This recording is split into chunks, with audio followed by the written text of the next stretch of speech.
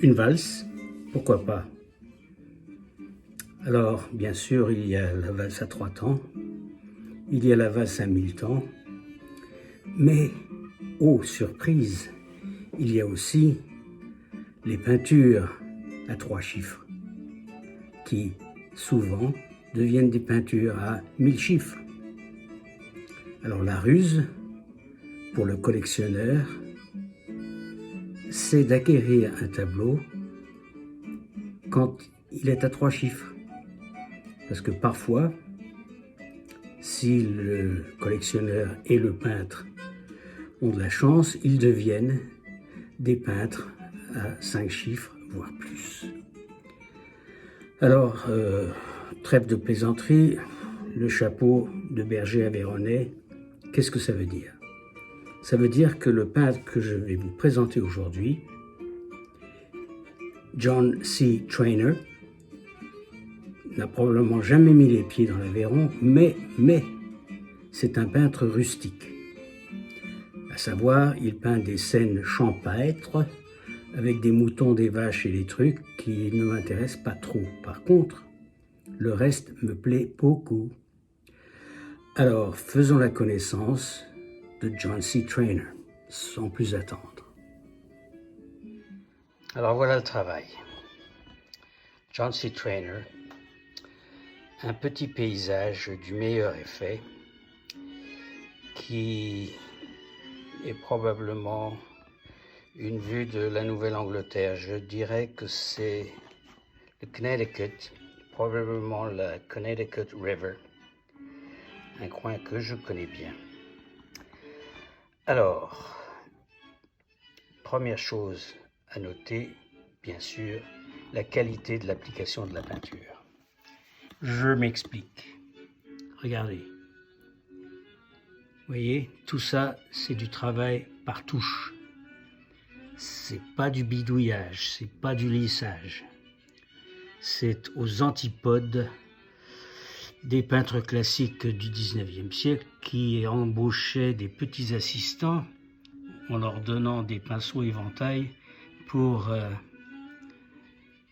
éliminer les coups de pinceau, pour qu'on ne voit plus les marques des poils du pinceau. Or, moi, c'est ce qui me plaît. La griffe, elle est là. Alors, outre la qualité de la peinture, il y a un sens inouï de la lumière. La lumière vient de l'ouest, donc il s'agit probablement d'une fin d'après-midi en plein été. On sent la chaleur de la Nouvelle-Angleterre en cette saison et on apprécie ces nuages ton pêche chaud qui nous invite à nous enfiler dans cette trouée vers cette étendue d'eau. Alors, la lumière, bien entendu, chaude sur les arbres, gradation, elle devient de plus en plus sombre, de plus en plus froide.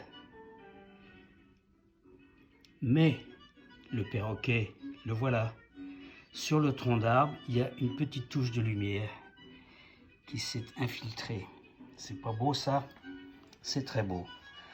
Par contre, le vacher et la vache ici me laissent totalement indifférent. Et s'il ne tenait qu'à moi, je prendrai un pinceau et j'irai en douce effacer ça. Enfin, ça c'est mon problème. Alors en plus, comme c'est ma femme qui a acheté ce tableau, j'ai pas intérêt à déconner. Donc voilà pour John C. Trainer. John C. Trainer qui est né en 1961 dans le New Jersey et qui a voyagé beaucoup en Europe où il s'est imprégné des peintres paysagistes traditionnels. Ce n'est pas un impressionniste, mais ça vaut quand même le débranchement. Il habite actuellement dans le sud du New Hampshire. il a troqué, non pas troqué, il a trusté des récompenses un peu partout aux États-Unis. Il traîne dans les musées, ailleurs, dans les collections privées, y compris la mienne, et il est maintenant hyper coté. Sachez que dans la prochaine expo du Salma Gandhi Club, dont il est un membre éminent, son tableau qui doit faire, je vais dire, à peu près 3 fois la taille de celui-ci, est à vendre pour 32 000 $. Ça vous dit à qui vous avez affaire. Voilà, alors pour les tableaux à moins de 1000 $, les tableaux à 3 chiffres, je crois avoir fait une bonne affaire, que je vous fais partager, tout en vous invitant à ne pas manquer demain la visite guidée de la collection Jacquet. N'oubliez pas le guide pour la journée 21 ou 22.